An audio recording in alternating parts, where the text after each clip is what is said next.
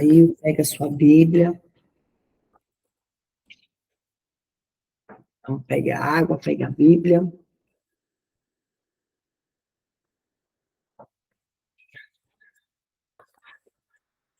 E vamos aí para a nossa declaração, né?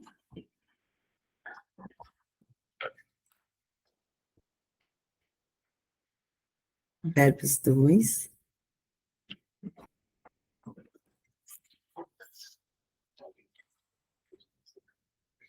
Você leva para sua tia esse aqui?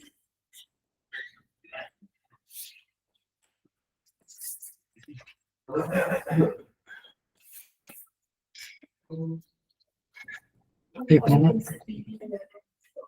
É boa mesmo, bonita. Bonita mesmo. Preparadas? Vamos lá para o Provérbios 2, então. Se você não sabe como declarar, o que nós vamos declarar, eu vou pedir para você só prestar atenção no que é dito, tá? E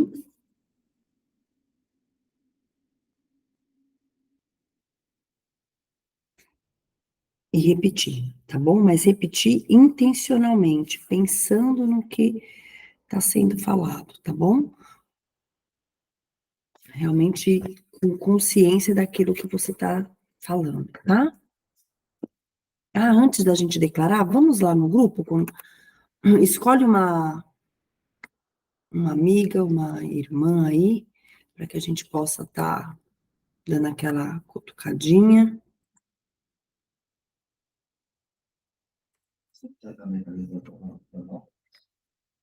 Amor, ela não secou. Tá lá, tá molhada. Tá lá fora no varal.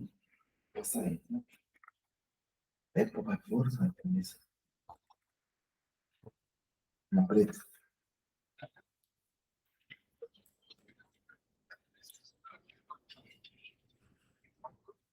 Lá no grupo. Deixa eu achar aqui. Bora.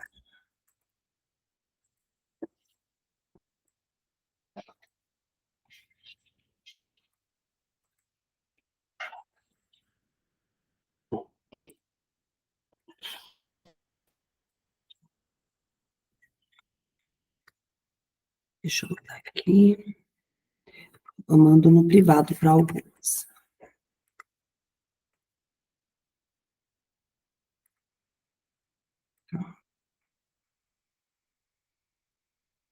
Prontinho. Então, vamos lá para a declaração?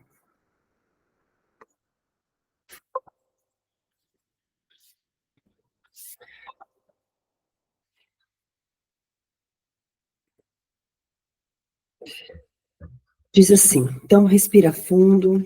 Esse é o momento de devocional. Então, bom, todos vocês aqui já estão bem acostumados com a nossa dinâmica, né? Mas eu quero...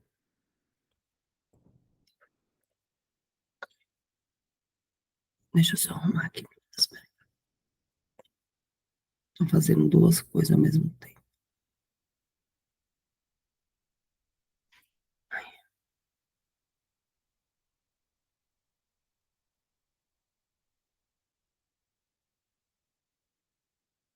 Perfeito. Então, vou pedir para você colocar a sua mão esquerda no peito e a sua mão direita em cima dela. Esse é uma posição de devocional. E nesse momento nós estamos começando o nosso devocional. E ali, em Provérbios 2, é onde está baseada a nossa declaração de todas as manhãs desse mês de fevereiro.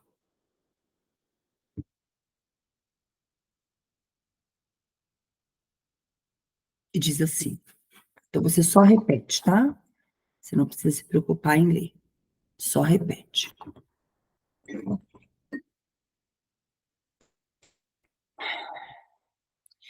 Eu aceito as tuas palavras. Eu guardo no coração os teus mandamentos. Eu dou ouvido à sabedoria. Eu inclino e de forma ativa O meu coração escuta o discernimento. Eu clamo por entendimento. E por discernimento eu grito bem alto. Eu procuro a sabedoria como se procura prata. E busco como quem busca um tesouro escondido. Então, hoje eu entendo o que é temer, respeitar e obedecer o Senhor. E por isso eu encontrei o conhecimento de Deus. É Ele quem me dá a sabedoria, e ela procede da sua boca. Procedem da sua boca também o conhecimento e o discernimento, os quais Ele também me dá. Ele reserva para mim a sensatez, porque eu sou justa. E Ele protege como um escudo os meus caminhos, por onde eu ando, porque eu sou íntegra. Ele guarda as minhas veredas e protege o meu caminho, porque sou justa e fiel. Respira fundo. Mais uma vez.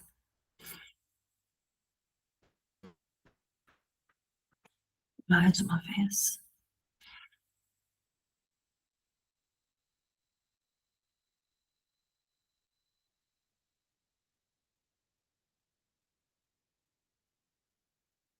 Obrigada, Deus, por esse discernimento. Derrame sobre nós o teu Espírito agora que a palavra está aberta. Nos dê tudo aqui que falamos que temos, que experimentamos, porque o Senhor nos dá. Em teu nome, Jesus. Nós queremos saber o teu, conhecer aquilo que o Senhor conhece. Ter o conhecimento de quem o Senhor é. E nós já temos. E hoje será uma porção dobrada. Amém. Bom dia, Lu. Vamos lá? Provérbios 8.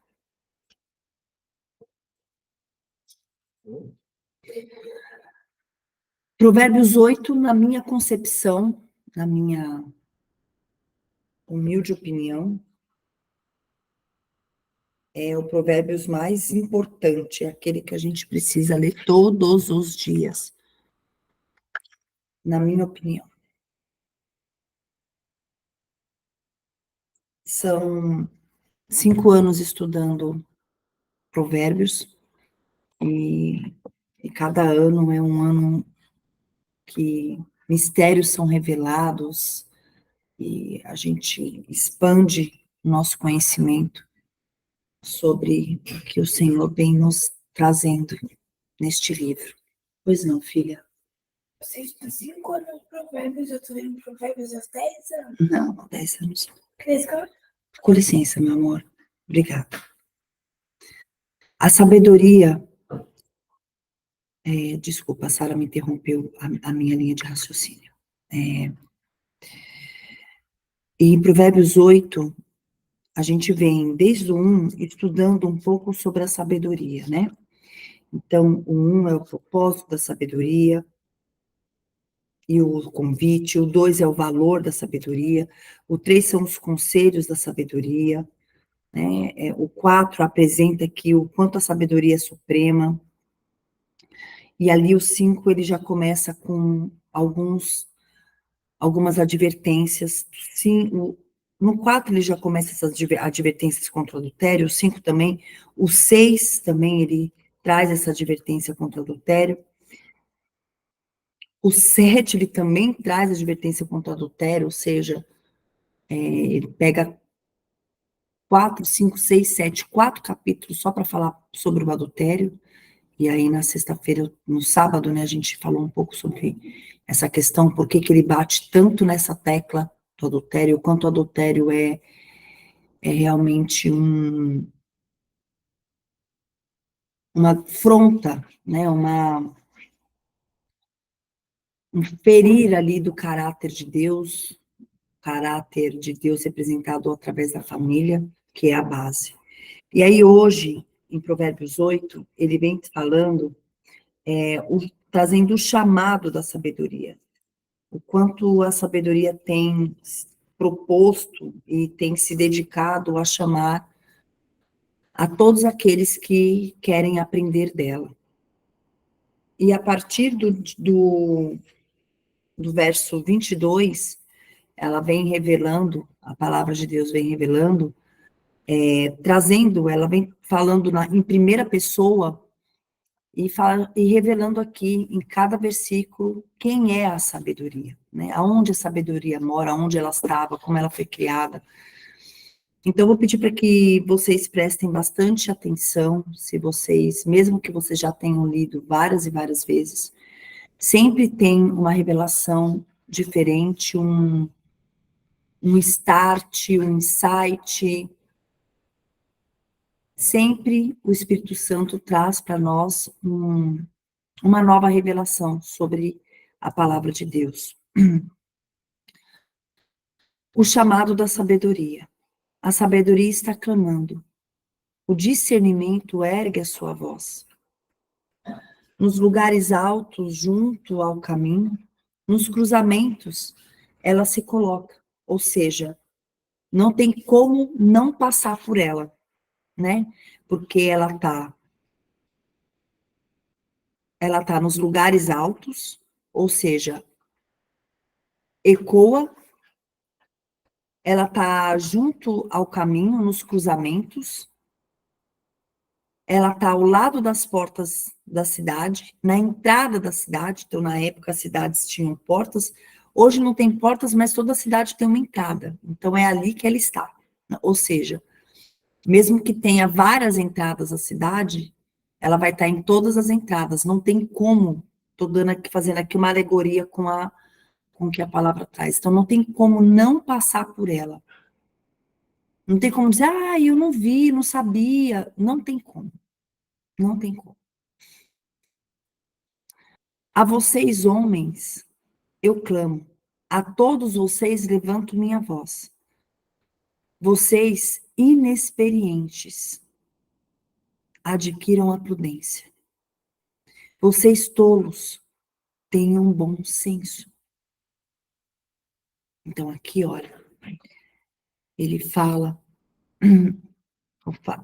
para quem? Para o inexperiente.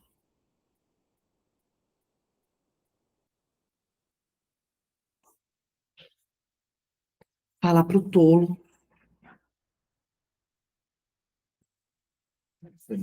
Tá, amor, vai com Deus. Beijo. Conseguiu secar? Tá. Tchau, vão com Deus. Bom dia. Só um minuto, amigas. Tá meio agitado aqui. Tchau, meu bem. Vai com Deus. Ele tá falando, não. Não perturbe. Uhum. Isso que nem pra falar. Pegou sua mochila? Deixa a porta um pouquinho. Já tá mais aberta aqui. Eu vou continuar aqui no verso 5, tá? Então, ele fala para os inexperientes, eles fala para o tolo. São essas duas pessoas das quais ela chama mais atenção, tá? E às vezes a gente para pensar nesse inexperiente e nesse tolo, e a gente pensa nos outros. Talvez seja interessante a gente se colocar, talvez seja interessante não, seja importante a gente se colocar nesse lugar, como inexperiente e como tolo. O inexperiente é aquele que, por mais que tenha experiência, não aprende. Por mais que erre, não aprende. O tolo está no mesmo patamar. Por mais que é corrigido, também não aprende. Por mais que é disciplinado, também não aprende. E aí é que ele continua no 6. Ouçam, ou seja, atenção, novamente, preste atenção. Assim como ele vem falando em todos os outros capítulos, meu filho, preste atenção, ouça a minha palavra. Ele diz, pois tenho coisas importantes para dizer. Os meus lábios falarão do que é certo. Minha boca fala a verdade, pois a maldade causa repulsa aos meus lábios. Todas as minhas palavras são justas, nenhuma delas é distorcida ou perversa. Para os que têm discernimento, são todas elas, as minhas palavras, são todas claras e retas para o que tem conhecimento. Então, a gente sai desse padrão de inexperiência e de tolice e a gente vai para qual padrão? A gente vai para esse aqui, ó. Para aqueles que têm discernimento. Então, eu passo dessa pessoa deixo de ser um inexperiente e passo a ser uma pessoa de discernimento. De discernimento. Então, faz um review aí da sua vida, volta aí um pouquinho, acessa aí algumas memórias das quais você se via como inexperiente, das quais você se reconhecia como tola. Faz esse antes e depois. Bom dia, amor. Faz esse antes e depois, né? Quando você era inexperiente, quando você era tola, e agora olha para você hoje. Olha para você hoje. Você se reconhece como uma pessoa que tem discernimento? Você se reconhece como uma pessoa que tem conhecimento? E o que ele fala dessas pessoas? Ele fala que quem tem discernimento, a palavra de Deus é clara. Clara.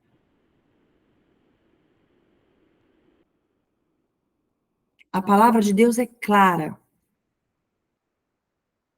É uma pessoa que tem conhecimento. É o que nós declaramos hoje, né? Nós temos o conhecimento de Deus, porque da boca dele procede.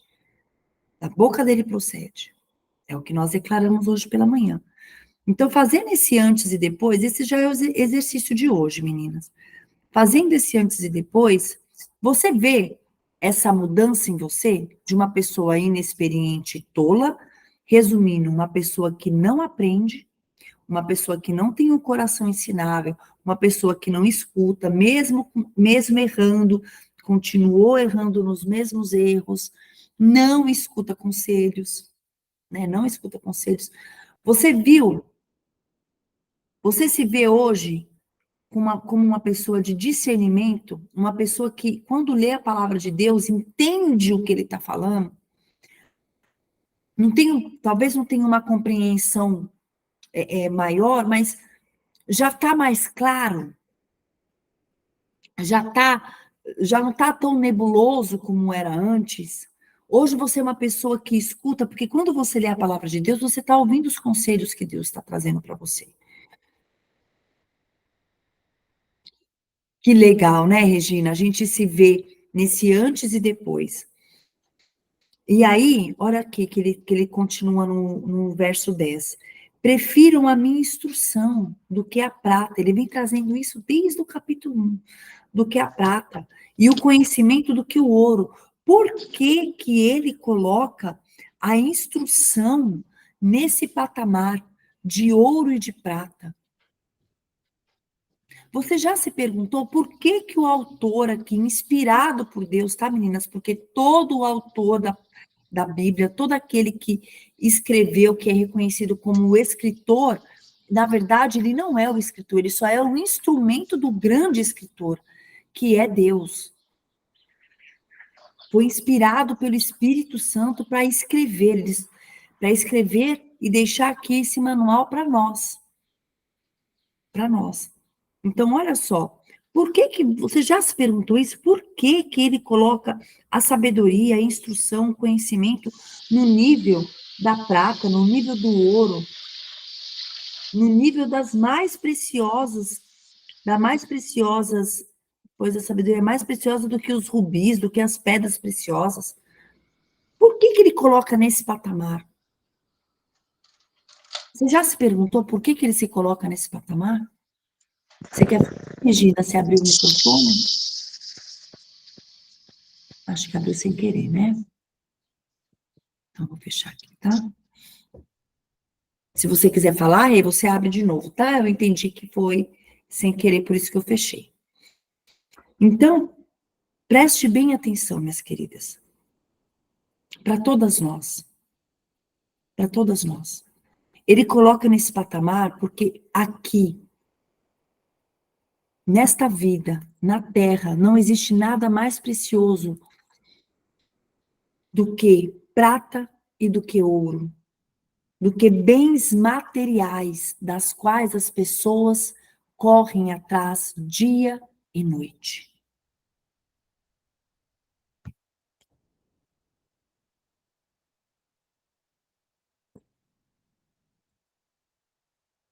Deu para vocês entenderem? Ele coloca aqui, ele coloca o ouro, a prata, que então só para quem está chegando, em Provérbios 8. Em Provérbios 8. Assim como todos os outros, ele coloca a prata e o ouro como comparação, pedras preciosas como comparação ao discernimento, à sabedoria, à instrução de Deus. Por quê? Porque o homem, o ser humano, corre atrás dos bens materiais e não existe nada mais precioso, materialmente falando, do que ouro, prata e pedras preciosas. Isso é o que tem um grande valor para os homens. E aí ele consegue trazer aqui na nossa consciência uma comparação ideal, talvez não tão ideal, mas a única coisa que se equipara, que se pode comparar para que a mente humana entenda o quão valioso é a sabedoria. E ele compara, então, com aquilo que há de mais caro, com aquilo que há em abundância, porque ouro, prata, pedras preciosas nunca vão deixar de existir. Nunca vai passar por crise. Nunca. Esses bens que são minerais, nunca vai passar por crise. E ele compara a sabedoria a esses bens. Porque assim fica mais compreensível de nós entendermos na nossa mente finita o quanto a sabedoria vale, o quanto vale a pena clamar, gritar e experimentar o conhecimento, o discernimento, a instrução e, por fim, a sabedoria do Pai.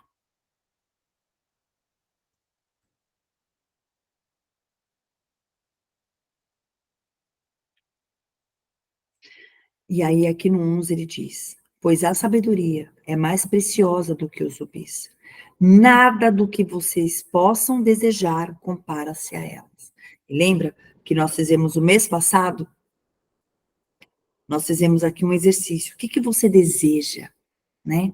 E, na verdade, não foi nem o mês passado, acho que foi em Provérbios 1.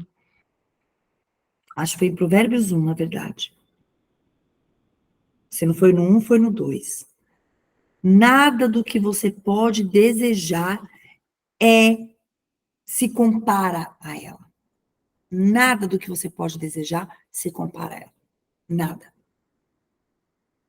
Nada. A Edivânia, eu lembro que a Edivânia tinha falado dinheiros, né? Mais dinheiros, como diz a Vivi, mais dinheiros. Nada pode se comparar. Nada.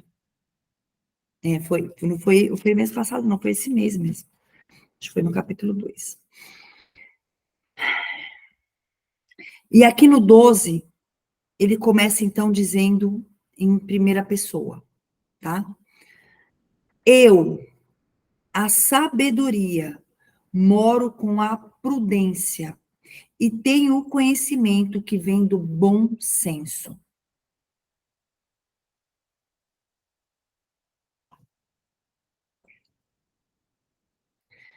Temer o Senhor é odiar o mal.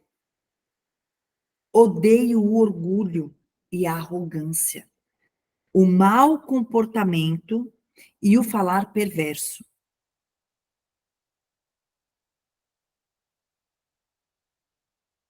Então, aqui existem algumas coisas que a sabedoria odeia.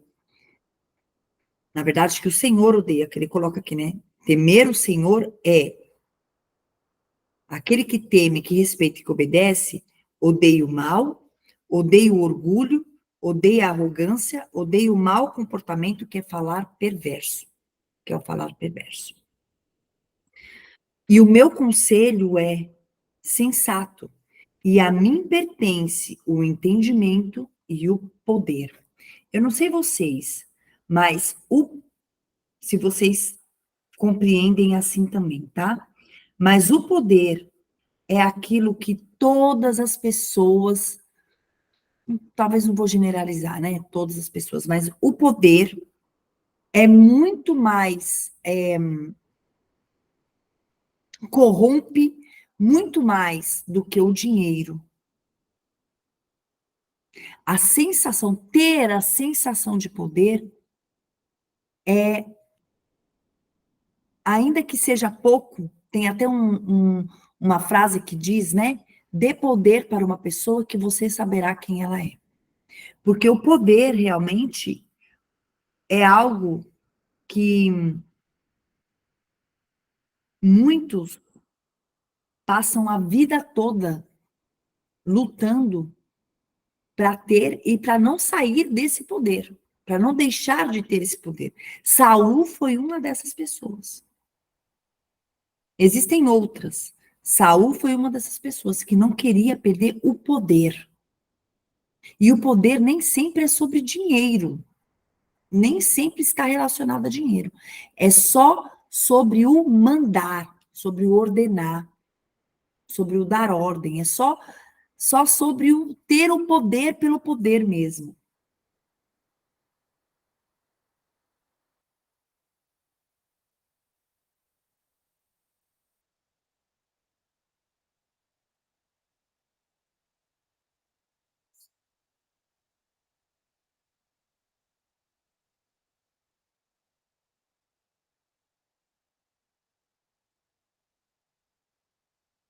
Para mim, o poder é a relação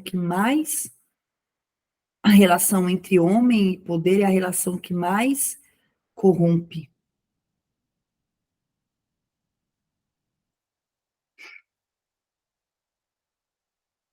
o ser humano. E aqui o que que ele diz, ó? O que que ele diz? Que a ele pertence o entendimento e o poder.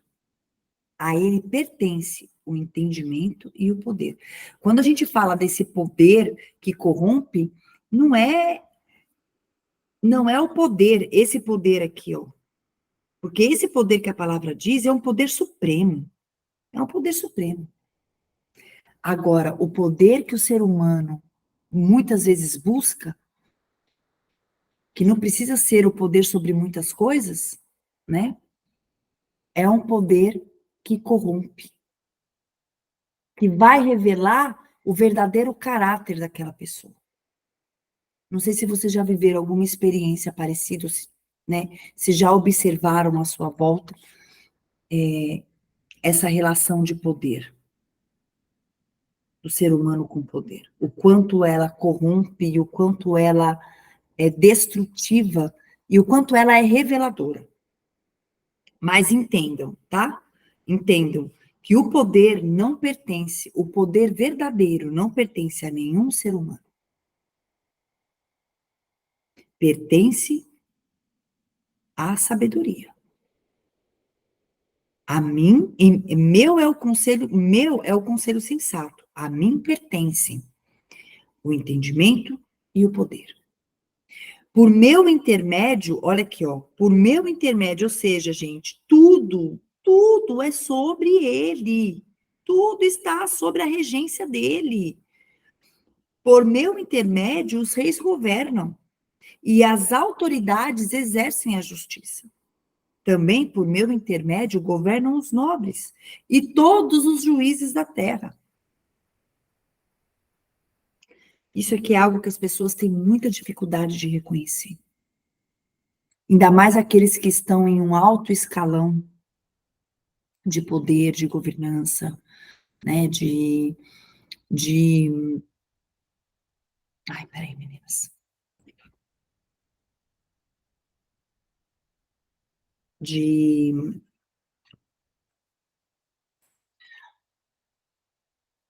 De cargo, né? De cargo.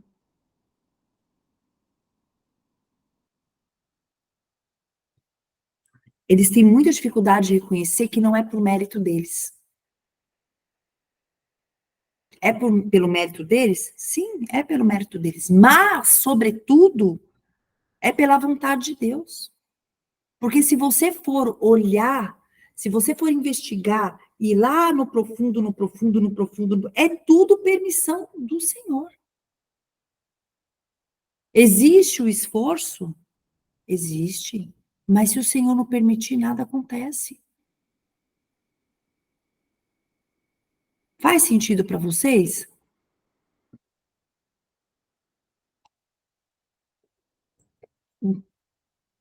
Ah, bom dia, tia. Minha tia entrou aqui também. Bom dia, tia. Seja bem-vinda. Viu, a Edivânia também entrou, não disse bom dia, né? Faz sentido para vocês? Porque olha o que ele disse, por meu intermédio, os reis governam, as autoridades exercem a justiça, também por meu intermédio governam os nobres e todos os juízes da terra. Ou seja, é tudo sobre o intermédio dele. Mas os orgulhosos, que aqui ele trouxe, né? Os arrogantes, os perversos, por que que o Senhor odeia o arrogante? Por que que o Senhor odeia o orgulhoso? Porque o orgulhoso nunca vai reconhecer que não é sobre si próprio. É sobre uma força maior, que chama-se Deus. E aí eu quero abrir um parênteses aqui. Por isso que nós temos que tomar muito cuidado com, com algo chamado lei da atração. Porque a raiz da lei da atração é sobre nós mesmas. É sobre eu conseguir, sobre as minhas próprias forças. E não é isso que a palavra diz. O que a palavra diz é que tudo podemos naquele que nos fortalece. O que a palavra diz é que por intermédio dele, todas as coisas, porque a ele pertence o entendimento e o poder. É por intermédio dele. E quando eu reconheço que tudo é por intermédio dele, o conhecimento, a prudência, a instrução, o conhecimento, o discernimento, eu consigo entender, eu consigo reconhecer aquele que tudo governa.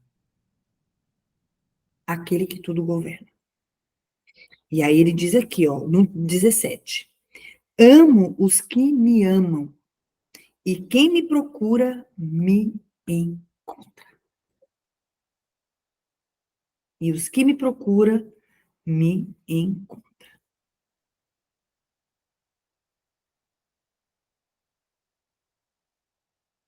Existem vários versos na Bíblia que reforça, que reafirma Aqueles que me procuram me encontram. Eu gosto muito de Apocalipse 3:20, que diz: eis que estou à porta e bato.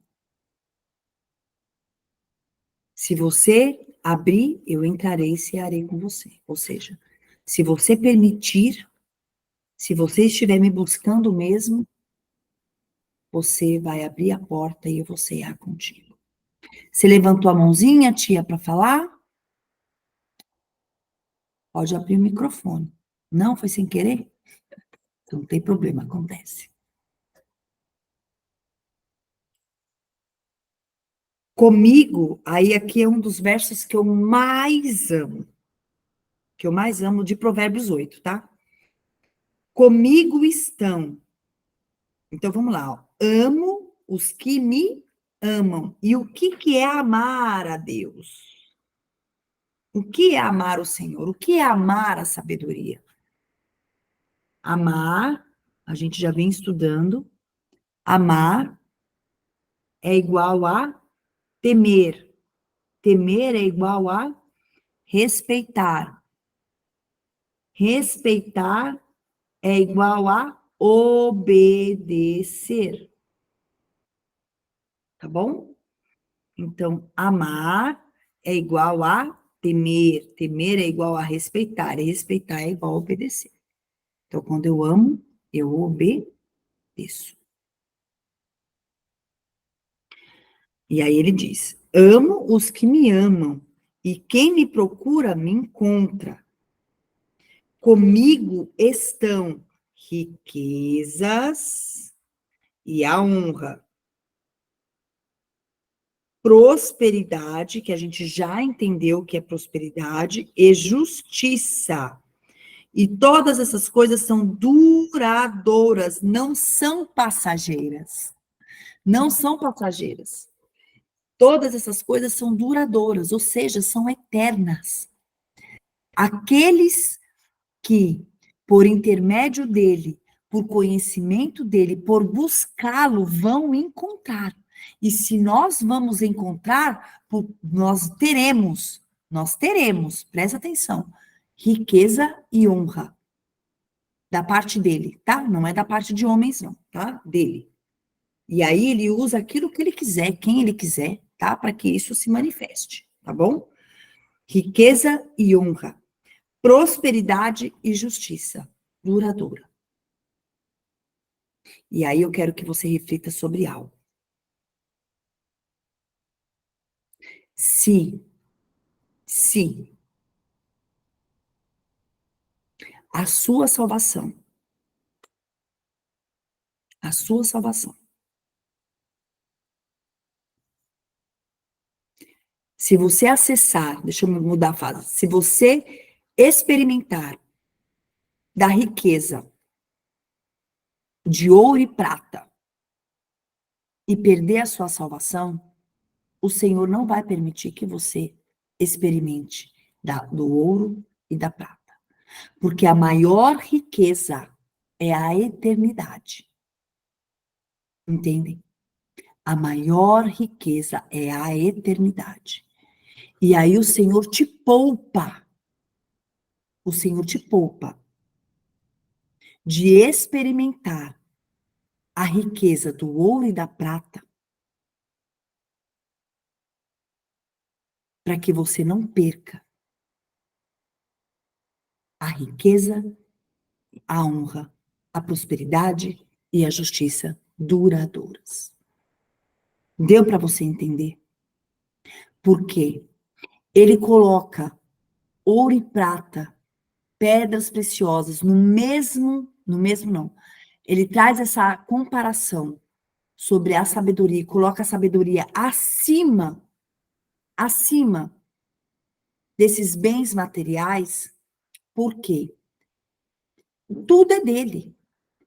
Tudo é dele. Se você tiver maturidade para experimentar de ouro, prata e rubi aqui nesta terra, nesta vida, de certo você irá experimentar. De certo. Mas, quando você tem o conhecimento da salvação e aceitou Jesus Cristo como seu Salvador e está se preparando para a eternidade, se nesse caminho, se nessa jornada, o Senhor, que sabe de todas as coisas, começo, meio e fim, te conhece melhor do que você mesmo, sabe que você não terá maturidade para lidar com o ouro, com a prata e com os rubis aqui, nessa terra, nessa jornada, ele não vai permitir que você experimente.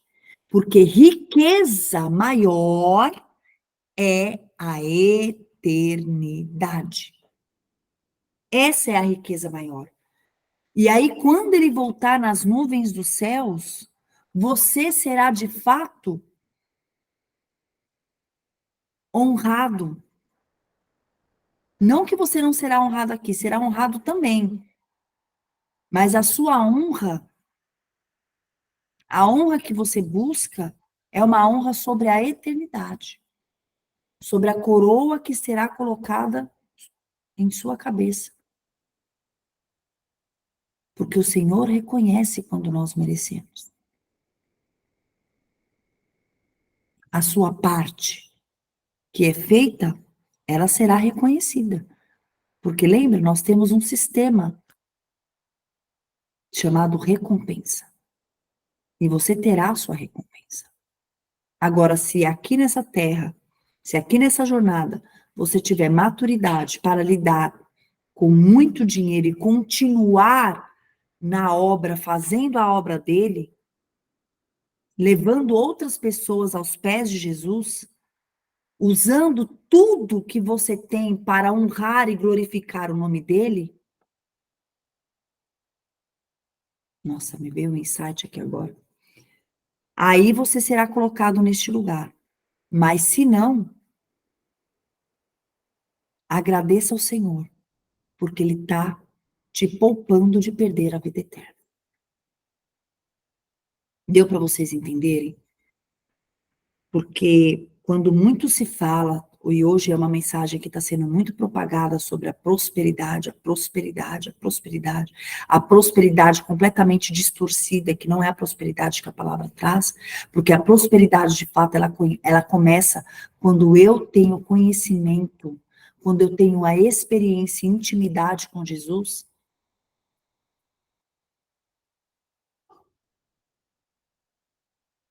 E ele fala, comigo estão riquezas e honra, prosperidade e a justiça duradouras. É porque estão com ele. Então, se eu não tenho relacionamento com ele, de fato, eu não vou conquistar, não vou ter acesso, porque está com ele. Está com ele. Então, eu só experimento se primeiro eu experimentar dele. E se eu entender que ele, que sabe sobre, que é o grande conhecedor, porque ele tem o conhecimento de todas as coisas, sabe que, para mim e para você, aqui, nessa jornada, o suficiente é ter o conhecimento dele e continuar no caminho, tendo uma vida talvez de poucos recursos, assim será. Porque a maior riqueza é a eternidade. Entendeu? A maior riqueza é a eternidade. E além da maior riqueza, não tô aqui propagando a teologia da miséria, não, tá, gente? Não é sobre isso, não. Não é sobre isso. O que eu estou dizendo é que o Senhor nos poupa. O Senhor nos poupa de perder a eternidade. Se o que quer que seja, que for tirar de você a eternidade, ele vai te poupar. Se você tem buscado ele dia, noite, noite, dia, buscado realmente ser íntima dele, ele vai te poupar. E vai alinhando o seu caminho com o caminho da eternidade.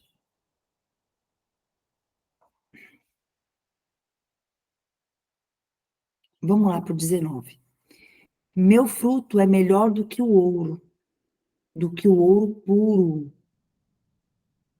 O que ofereço é superior à prata escolhida, aquele só reforçando aquilo que a gente está trazendo, que nós estamos conversando.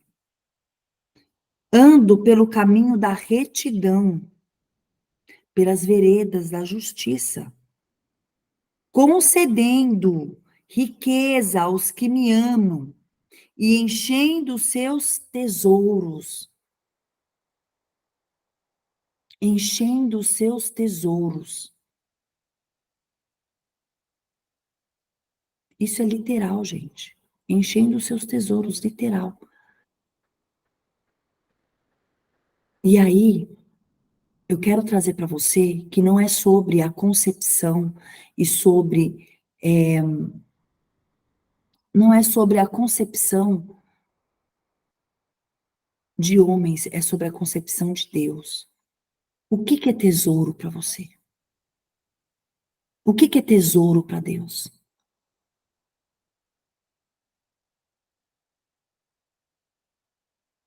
Os filhos são heranças do Senhor, é um tesouro. A sua casa é o seu tesouro. O seu coração é o seu tesouro.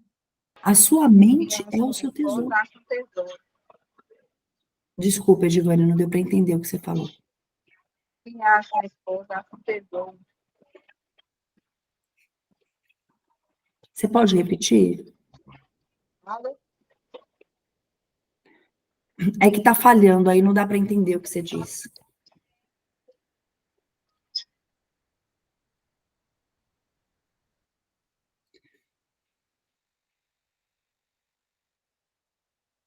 Então, guardem isso no coração de vocês, porque isso tira a gente de um lugar de muita aflição. De muita aflição. O desejo de Deus é que o seu povo seja realmente um povo cheio de tesouros. Porque é isso que ele fala, concedendo riqueza aos que me amam e enchendo seus tesouros. Ixi, peraí.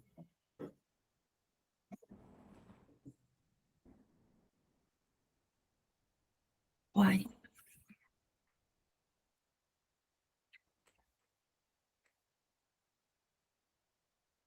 Peraí que não tá acabando a bateria. Meu Deus, peraí. O computador tá acabando a bateria. Tá ligado? Eu, hein?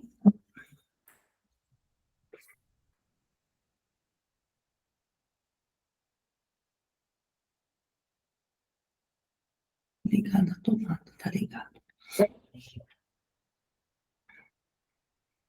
Tira a gente de um lugar de angústia, muitas vezes, sabe?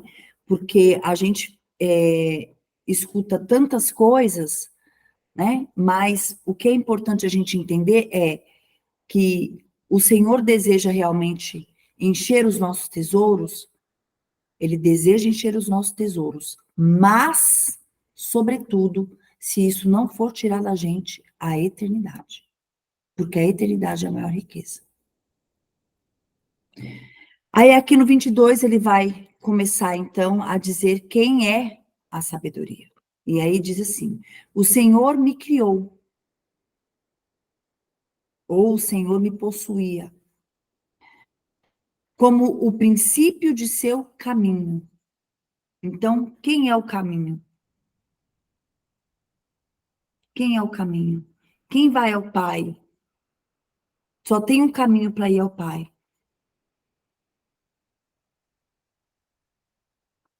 Antes das suas obras mais antigas, fui formada desde a eternidade, desde o princípio, antes de existir a terra. Nasci quando ainda não havia abismo, quando não existia fontes de águas, antes de serem estabelecidos os montes e de existirem colinas, eu nasci. Ele ainda não havia feito a terra, nem os campos, nem o pó com o qual formou o mundo. Quando ele estabeleceu os céus, eu estava lá. Quando traçou o horizonte sobre a superfície do abismo, quando colocou as nuvens em cima e estabeleceu as fontes do abismo, quando determinou as fronteiras do mar para que as águas não violassem a sua ordem, quando marcou os limites dos alicerces da terra, eu estava ao seu lado. E além de estar ao seu lado, eu era o seu arquiteto. Dia a dia, eu era o seu prazer. E me alegrava continuamente na sua presença. Eu me alegrava com o mundo que ele criou. E a humanidade me dava alegria. Bom, aqui é um relato muito claro, eu quero saber se ficou claro para vocês de quem é essa pessoa.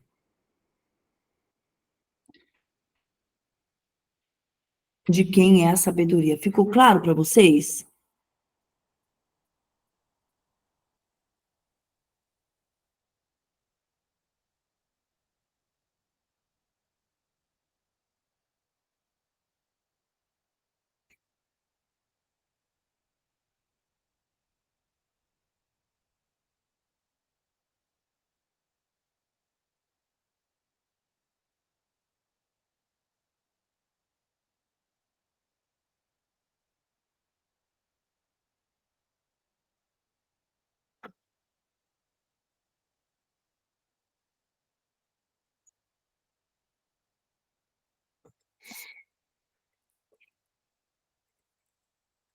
Ficou claro para vocês?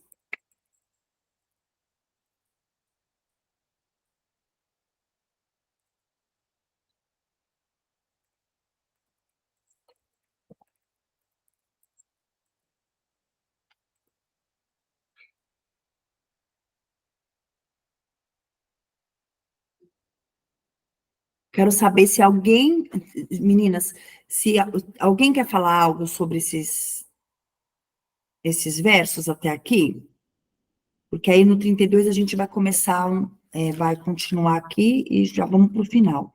Alguém quer trazer algo, alguma percepção até aqui?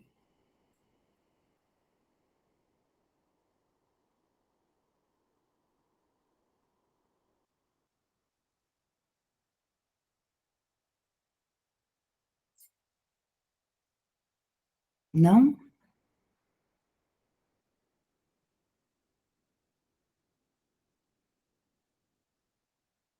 Ficou claro para vocês que a sabedoria é uma pessoa e essa pessoa é a pessoa de Jesus?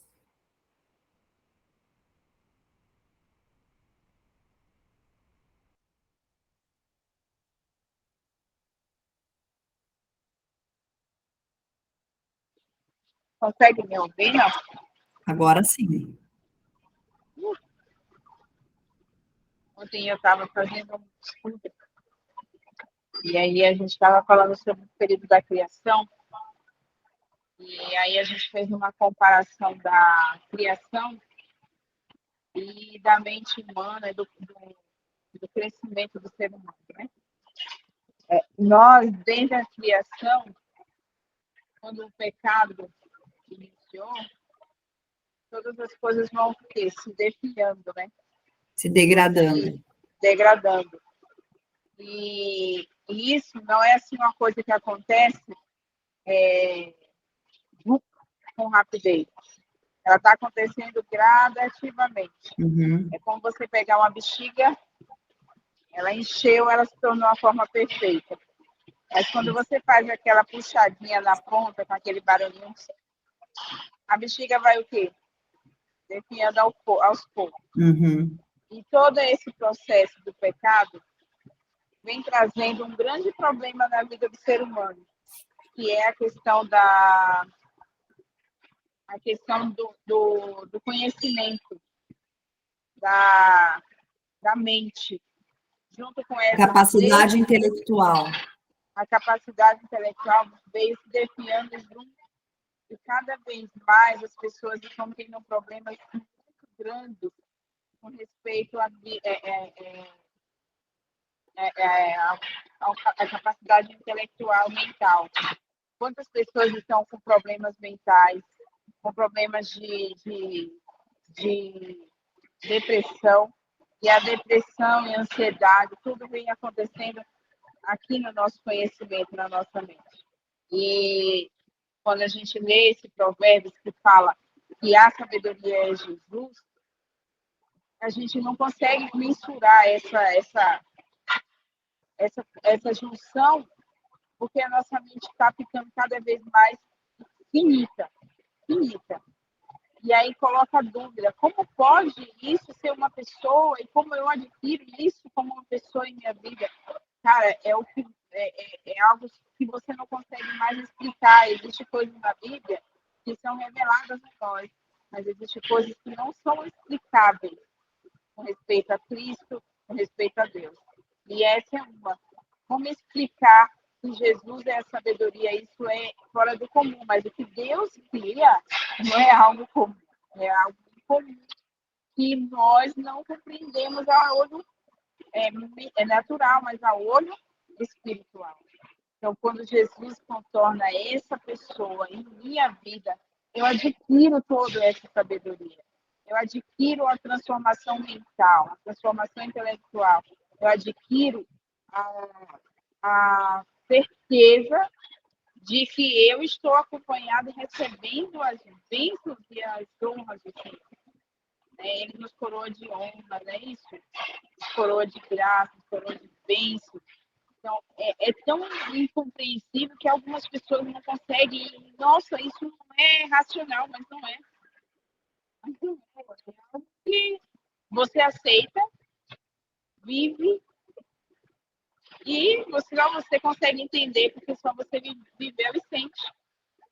Não tem como fazer uma comparação lógica, igual a gente fez com a bexiga, comparar com Jesus sendo a sabedoria, sendo o que nos concederá a sabedoria e a bênção. É muito difícil para as pessoas entenderem isso. Mas por quê? Porque a Satanás já dominou, né? O intelectual das pessoas já definiu, está definindo cada vez mais aquilo pior.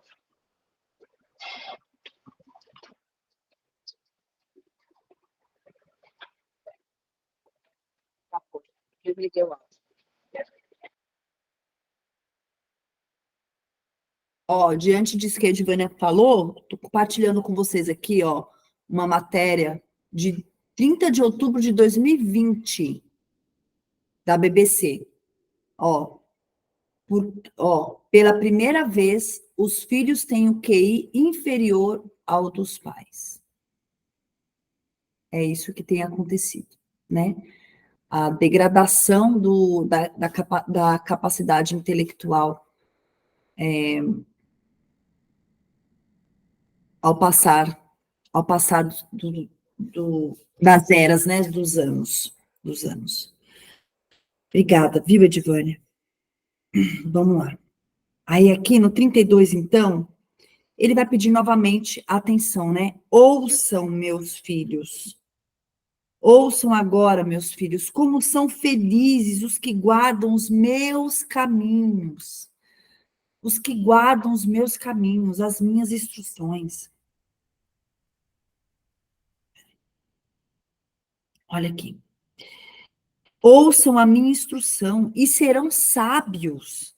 Não desprezem. Como é feliz o homem que me ouve, vigiando diariamente. Vigiando. Vigiando. O que significa a palavra vigiar?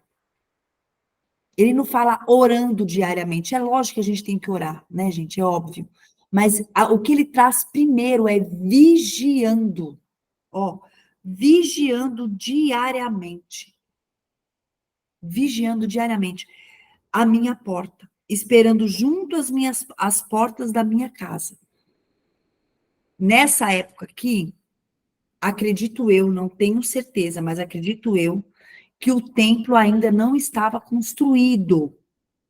Acredito eu que o templo ainda não estava construído, ou já tinha acabado de construir alguma coisa assim. Porque ele fala portas. Então, as portas do templo, a porta da minha casa, a casa do Senhor é o templo. É claro, é óbvio que isso aqui é uma alegoria, mas que na época poderia ser uma prática da pessoa ficar ali o dia inteiro, o dia inteiro não, mas diariamente ali à porta, se consagrando, buscando ao Senhor. Hoje nós não precisamos disso. Hoje nós temos a Bíblia. E essa aqui é a porta. É nesse lugar que nós precisamos vigiar diariamente. Porque é através dela que nós entendemos, que nós entendemos, compreendemos e experimentamos o conhecimento de Deus para que alcancemos uma intimidade mais profunda com Ele. A pessoa que vigiava a porta era aquela pessoa que queria estar na presença de Deus, porque o templo representava a presença do Senhor. Então, como ele disse aqui, como é feliz o homem que me ouve, e além de me ouvir, ele vigia diariamente a minha porta, esperando junto às portas da minha casa, esperando junto às portas do templo. Hoje a gente não precisa ir para a igreja todos os dias, ou quem sabe ficar ali na porta de quem mora em São Paulo, no Templo de Salomão, ali que é uma representatividade do templo, que não chega nem aos pés, mas tudo bem. Não precisamos disso, porque nós temos a palavra, nós temos a Bíblia. A Bíblia é a representação do Senhor. É aqui que nós encontramos a verdade. E aí eu sempre vou ser muito enfática. Não é nos cortes dos rios, do TikTok, da rede social da sua preferência. Não é nos podcasts. Não é em nada disso que você vai encontrar a presença do Senhor. Tudo isso pode ser ferramenta material para que você tenha um pouquinho de compreensão maior. Mas experimenta vigiar a porta. Experimenta vigiar a porta, ó. Vou colocar, fazer até uma casa aqui, ó.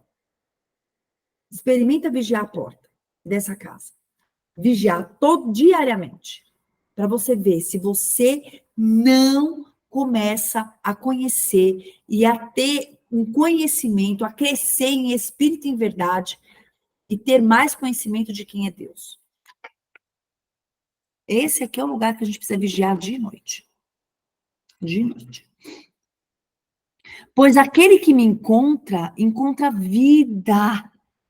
Ele fala isso várias vezes, não só aqui em Provérbios 8, mas em outros provérbios.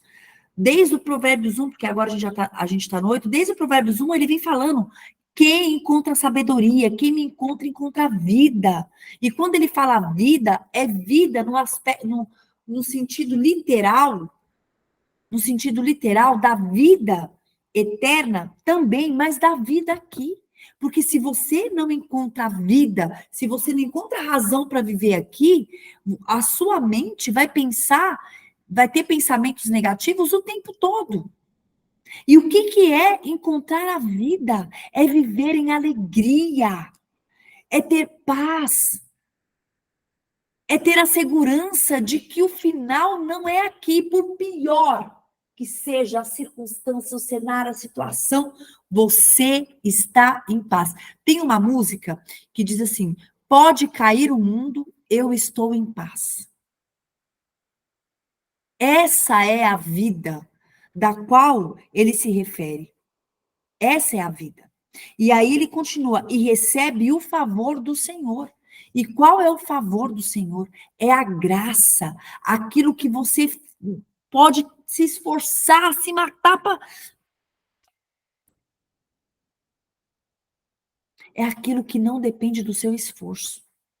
É a graça. Entrar no favor do Senhor é quando você olha para algo e fala assim, meu Deus, como eu cheguei até aqui? Oh, meu Deus, mas como que eu sei disso? Meu Deus, mas como eu consegui esse contrato? Existe um esforço pessoal? Existe. Mas quem entra no favor do Senhor, recebe, recebe. E se pergunta, como que eu consegui? Porque pelo meu esforço não seria possível. É aquilo que vai além do seu esforço. Vai além do seu esforço. Mas aquele que de mim se afasta, a si mesmo se agride. Porque o Senhor é o princípio de todas as coisas. Todos os que me odeiam amam a morte. Terminamos aqui, minhas queridas amadas, Provérbios 8. Provérbios 8. Quero saber se vocês têm alguma coisa a dizer, algum comentário, alguma revelação, algum insight que chegou aí para você e que você quer transbordar na nossa vida, quer compartilhar com a gente, sendo generosa como o Senhor é generoso conosco.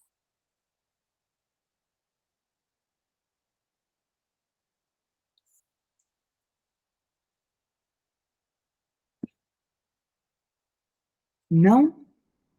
Não tem?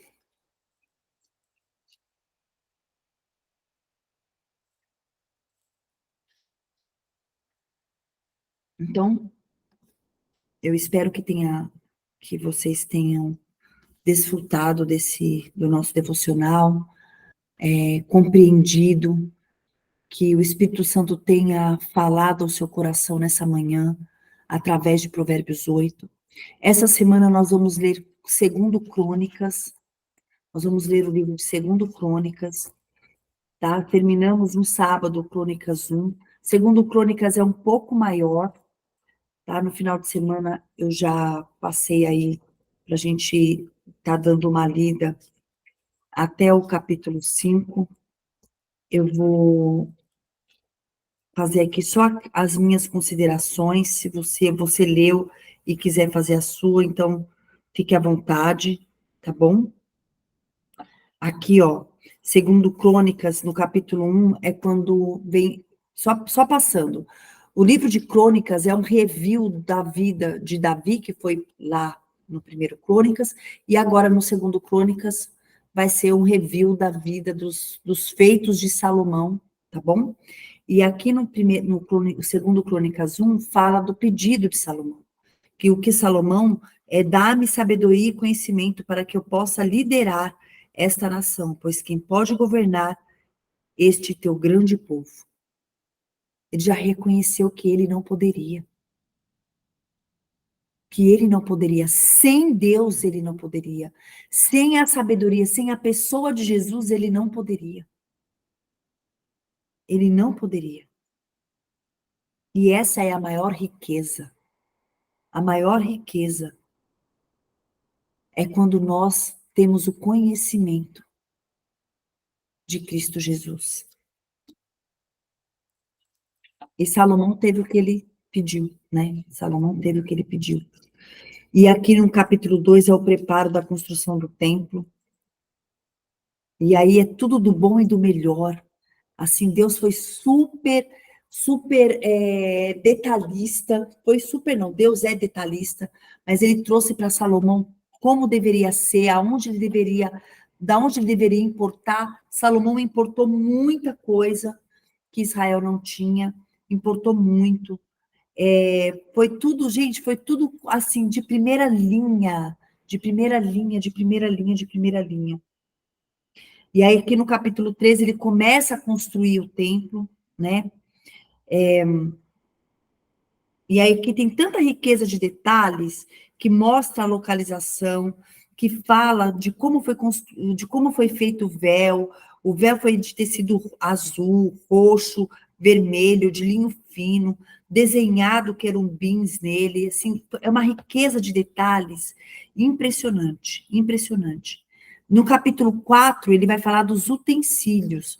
Aí ele fala da mesa, né? A mesa Quem já leu aquele livro, A Experiência da Mesa, a Titus, que é a autora, ela traz muito deste momento aqui, no momento que é confeccionado a mesa, e o que a mesa significa. A mesa significa o lugar aonde o pão da presença estava. Por isso que eu até quero indicar esse livro para vocês, não sei se acho que algumas pessoas já leram, mas se você já leu, leia de novo. Mas leia assim, como um livro de estudo, porque ela traz tanta referência histórica. Eu estou lendo pela segunda vez. Eu pedi para você ler, não foi, Regina? Eu pedi para você ler. Ele traz tanta referência histórica. Para quem não sabe, a Regina é artesã, ela trabalha com crochê. E a Rafa te indicou também, né? Ela trabalha com crochê e ela, fazendo ali os suplás, fazendo suplás, eu lembro que eu te indiquei também, Rê, para você entender a importância da mesa, do suplás, o quanto é precioso a gente ter compreensão de como esse lugar é importante. De como esse lugar é importante. E aí, na construção da marca da Regina, eu pedi para que ela lesse esse livro. Não sei se você lembra, Rê, mas eu lembro que eu pedi para que você lesse para a construção da marca dela, porque esse livro traz muita referência histórica, a importância da mesa. E aqui, no verso 8 do capítulo 3, ele traz, né? Fez 10 mesas e colocou no templo, 5 do lado sul, 5 do lado norte. A mesa significava o quê? Era onde ficava o pão da vida, onde estava a presença do pão da vida, que é representando Jesus, tá bom? Aqui, ó, no verso 20, no final do verso 19, diz assim, ó, as mesas sobre as quais ficam os pães da presença. É na mesa que temos o pão da presença do Senhor. Por isso que é tão importante a gente sentar para as refeições. E só dando um spoiler aqui do livro, a Titus fala bem logo assim nos primeiros capítulos sobre a Bíblia toda fala sobre, exatamente. A Titus fala muito sobre a arquitetura moderna. E se vocês observarem a arquitetura moderna, ela traz essa percepção assim de com um brilhantismo. Não existe mesas nos novos apartamentos, porque os apartamentos são muito pequenos. E qual foi o item mobiliário que saiu? Não foi o sofá e nem a televisão. Foi a mesa. Por quê, meninas? E aí a Titus traz com essa percepção sobre a estratégia. E aí a gente escuta aquela fala que não tem que espiritualizar tudo. Meu Deus do céu, o povo até o povo que se diz líderes espirituais estão alienados. Alienados. Eu não tenho medo de dizer isso. Estão alienados. Por quê? Se tudo não é sobre a eternidade, fazemos o que aqui então? Estamos o que fazendo aqui? Se tudo não é para nos preparar para o reino? Se não é tudo sobre uma maturidade espiritual? Para que a gente possa crescer emocionalmente? Me perdoem aqui. Você pode fazer quantas terapias forem necessárias. Quantas terapias forem necessárias. Se você não avançar na sua intimidade com Deus, se você não avançar na sua intimidade com Deus, você nunca vai conhecer quem você é de fato. Faça as duas coisas paralelas. Quer fazer terapia? Faça. Precisa? É necessário? É bom que faça, realmente. É necessário. Mas eu vou sempre dizer a mesma coisa. Não existe consultório de autoconhecimento melhor do que a palavra de Deus, quando lida corretamente. Quando você buscar esse conhecimento,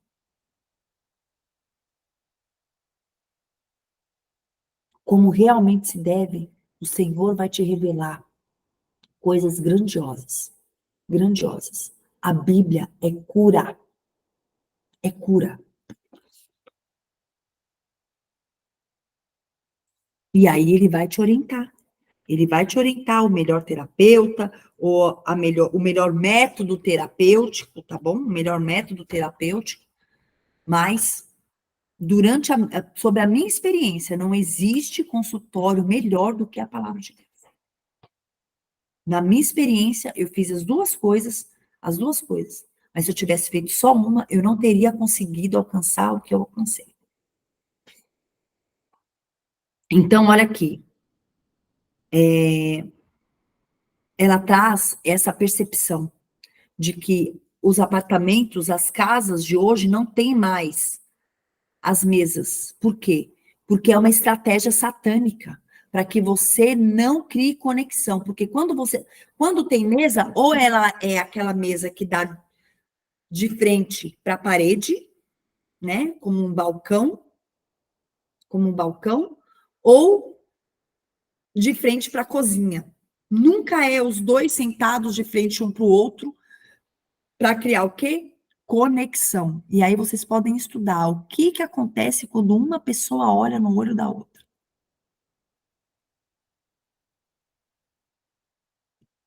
E é impressionante como o seu corpo responde quando uma pessoa olha, quando duas pessoas se olham nos olhos.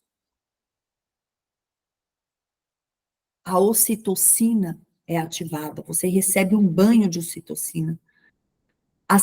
O sentimento de pertencimento é muito grande. É necessário. Por isso que o pão da presença está na mesa. E qual que é o intuito de Satanás? Tirar o pão da presença da sua casa. Porque se ele tira Jesus da sua casa, tirou a base, tirou tudo. Tirou tudo. E aí, existe um outro elemento chamado tempo, que é um lugar aonde ele tem mexido e muito, para que todas nós vivêssemos onde? Na correria. Na correria. Ai, eu tô na correria. Se eu tô na correria, eu tô fazendo parte do mundo moderno, eu estou aqui, então pertenço a esse mundo moderno. Deus me livre. Deus me livre. Eu não quero pertencer a esse mundo moderno, eu quero pertencer à eternidade. Eu não vivo na correria. Declare isso para você essa manhã. Eu não vivo na correria. Eu vivo no movimento do céu. Eu vivo no movimento do céu. Porque esse lugar, o tempo, é onde Satanás tem mexido para que você não tenha tempo de sentar à mesa e estar com o pão da presença, conectada com a sua família, nutrindo a sua família com amor, com a palavra, com a presença do Senhor. Agora fala para mim, se não é tudo sobre o espiritual. E aí você tem grandes referências, líderes espirituais, subindo a grandes públicos e dizendo para não espiritualizar todas as coisas. Com todo respeito a todos eles. Mas essa ideia é completamente equivocada. Equivocada. Porque tudo é aquilo que eu disse semana passada. Bom dia, Mari. Porque tudo é sobre o espiritual. Porque nós já nascemos sobre a influência de duas forças. A força do bem e a força do mal. Até em desenho animado, o seu filho vai entender isso. Se você não lê a Bíblia com seu filho, no desenho animado, ele já vai ter essa percepção logo nos primeiros anos. Que nós estamos sob a influência de duas forças, do bem e do mal.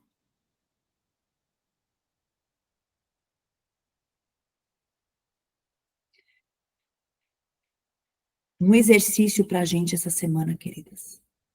Se você ainda não saiu da correria, saia. Porque a correria não é o seu lugar. A correria é o lugar daqueles que não querem ter um momento com Deus. A correria é o lugar que vai te tirar da presença.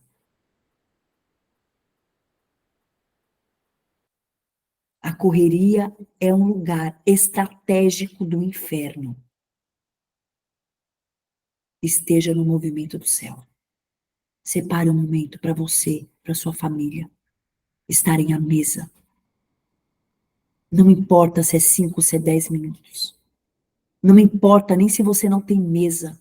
Durante anos eu fiquei sem mesa. Inclusive estou sem mesa. Estou sem mesa aqui em casa.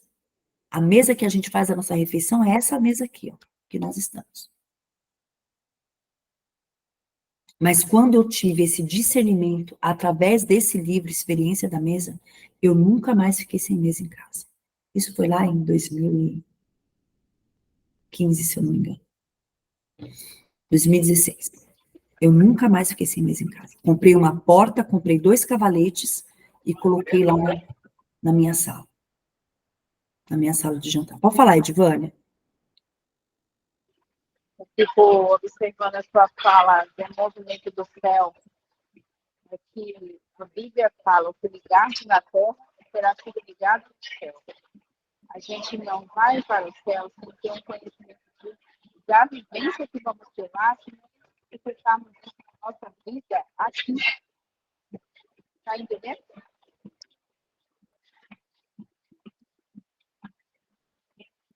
Então, assim, o que eu quero dizer é que a Bíblia Pouco, fala mas bem pouco.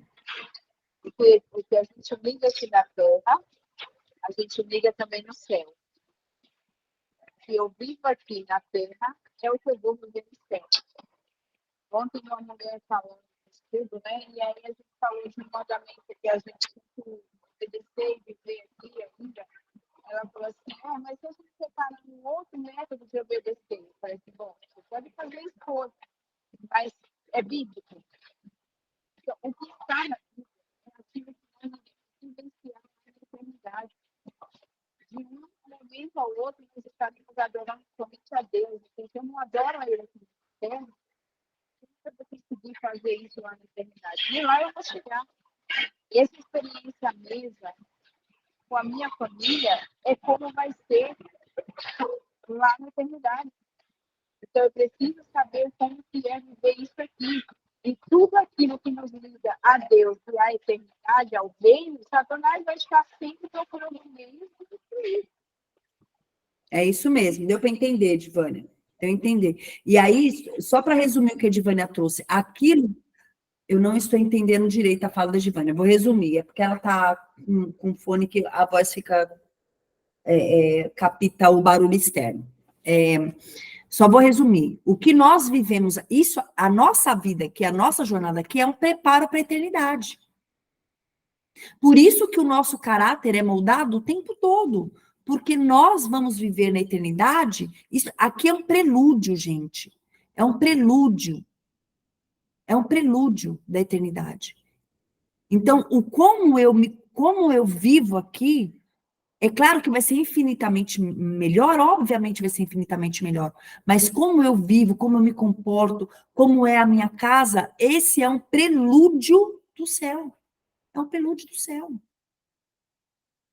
Por isso que o Senhor está nos moldando o tempo todo.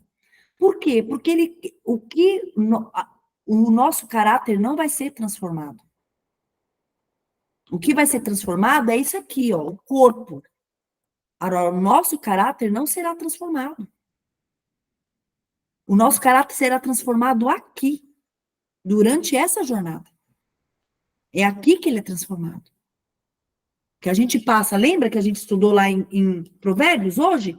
Passa de inexperiente, de tolo, para uma pessoa com discernimento.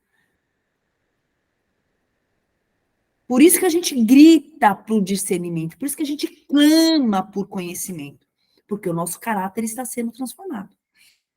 Bom, é isso. Queridas, tomem tempo, tirem tempo, criem tempo para tomar um café, para almoçar ou para jantar com a sua família. Façam isso. Façam isso. Como eu estava falando, hoje eu não tenho uma mesa de jantar aqui em casa. A gente ainda está reformando a nossa sala de jantar. Então, essa mesa que eu estou aqui hoje é a mesa que eu reúno a minha família. É uma mesa que cabe 3 pessoas, é uma mesa moderna. Mas ela não tem uma função moderna em nome de Jesus. Eu tiro tudo aqui, porque ela é a minha mesa de trabalho e é a mesa que nós fazemos a refeição. Por que eu estou te dizendo isso? Porque não existe desculpa. Para não existir desculpa. Enquanto você não tem uma mesa apropriada, cria uma mesa. Cria. Quando eu não tinha uma mesa, eu comprei 2 cavaletes e uma porta. Sabe essas portas que não tem nada? Fiz ali uma mesa. Era uma mesa que cabia 8 pessoas. Ficou enorme. Hoje ela cabe 3. É o suficiente. Por enquanto é o suficiente. Mas criem este momento. Porque é na mesa que está o pão da vida. O pão da presença. Bom, acabamos aqui, tá? Até o 5.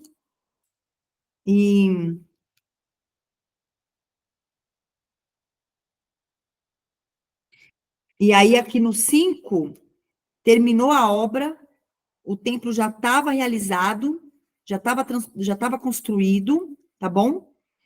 E aqui, no 5 começou o transporte da arca para o templo, tá? E aí os sacerdotes levaram a arca da aliança, e aqui eu quero tomar atenção no 12.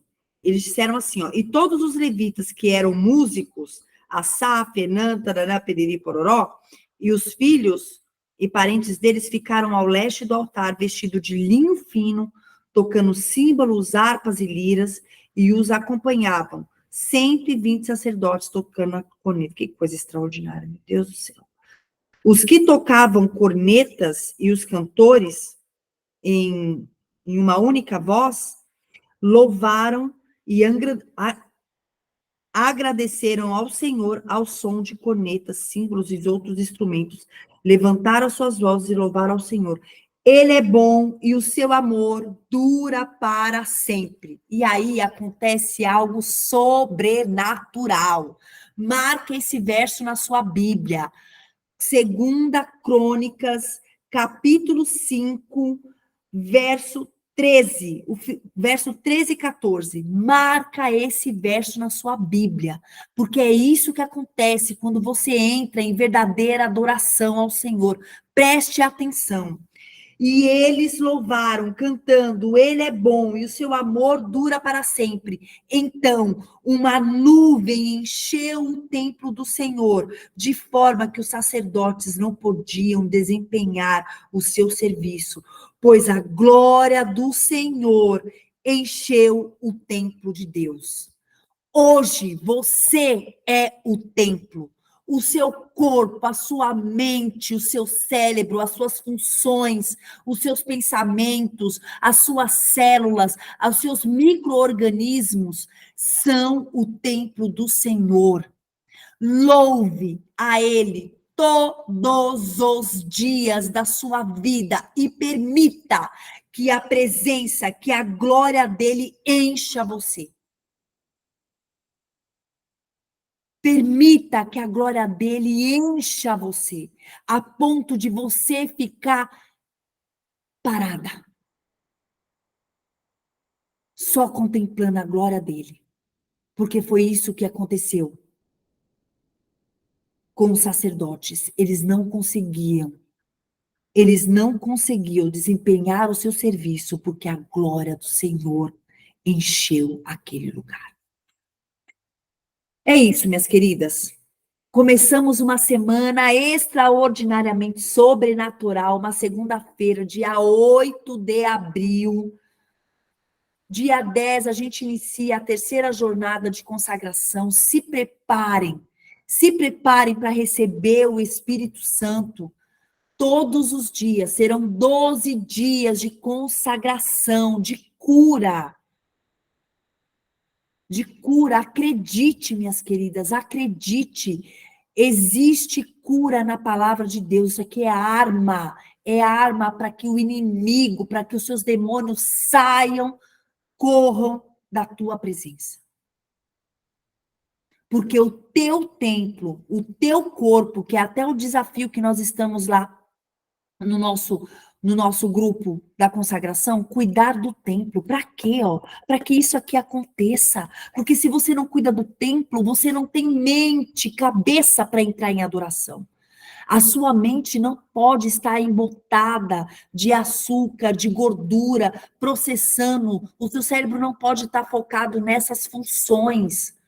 Quando você estiver nas primeiras horas do seu dia e abrir a palavra, busque estar em jejum, para que a sua mente esteja aberta, limpa, o máximo possível. Não esteja ali mandando, enviando comandos para outros órgãos de forma pesada, para que você tenha clareza da palavra de Deus. Clareza, clareza. Para que o seu corpo não esteja intoxicado.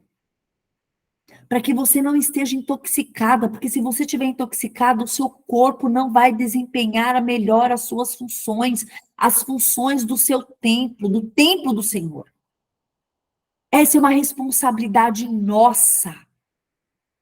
O Senhor fez a parte dele, nos deu esse templo, nos confiou esse templo. O que que você está fazendo com o seu templo? O que que eu estou fazendo com o meu templo?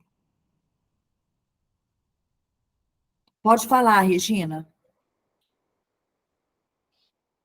Ô, Aline, hoje eu vou fazer uma consulta às 17 horas com o cirurgião, né? Que eu estou vendo se ele vai me operar.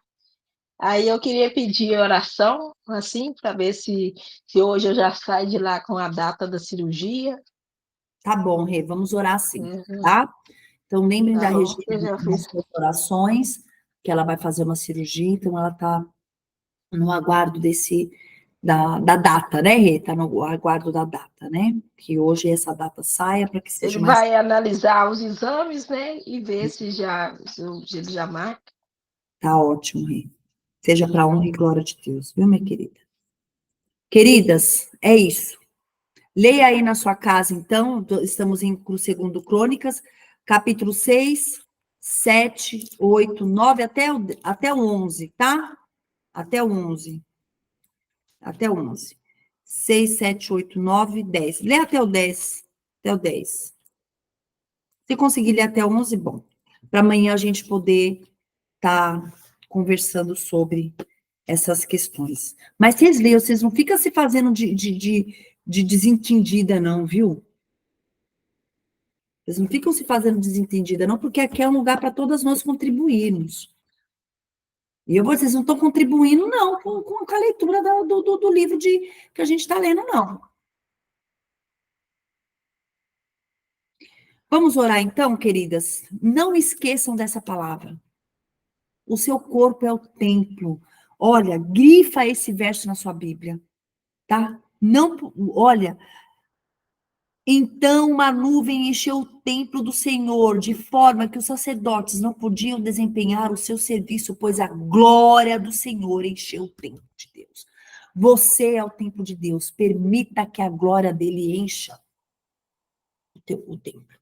Permita. Vamos orar então?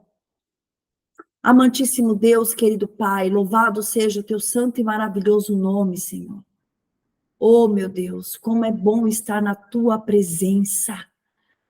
E eu quero pedir, quero invocar, clamar, Senhor, que o Senhor encha o nosso templo, encha o teu templo da tua presença, o nosso corpo que é o teu templo, encha ele da tua presença nessa manhã. Essa semana será memorável, será a melhor semana das nossas vidas, porque nós estamos construindo o melhor ano da nossa vida. E para que nós tenhamos o melhor ano da nossa vida, a tua presença precisa ser manifestada. Obrigada, Deus. Obrigada. Obrigada. Obrigada. Que cada mulher aqui possa sentir a tua presença de forma literal. Nessa manhã. Em teu nome, Jesus. Amém. Amém, queridas. Amém. Vamos abrir a câmera aí para tirar a nossa foto. Dê aquele sorriso que só você sabe dar. Aquele sorrisão. Seja rápida, tá?